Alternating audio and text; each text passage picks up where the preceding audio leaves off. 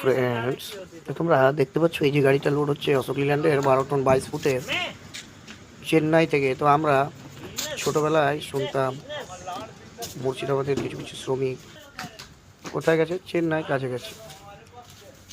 তা সেই চেন্নাই আমার গাড়ি পাঠিয়ে আজকে ওখান থেকে গাড়ি লোড হচ্ছে। তো আমি স্বপ্নেও কোনোদিন ভাবিনি যে আমার গাড়ি হবে চেন্নাই গিয়ে লোড করবে ভাই।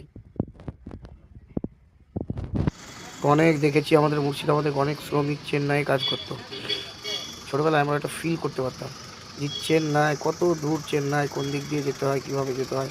আর সেই চেন্নাই আমার 12 টনের গাড়ি গিয়ে লোড করছে কলকাতার মাল। তো দেখতে পাচ্ছ বন্ধুরা, ভিডিওটা ভালো লেগে থাকলে অবশ্যই লাইক কমেন্ট করবে।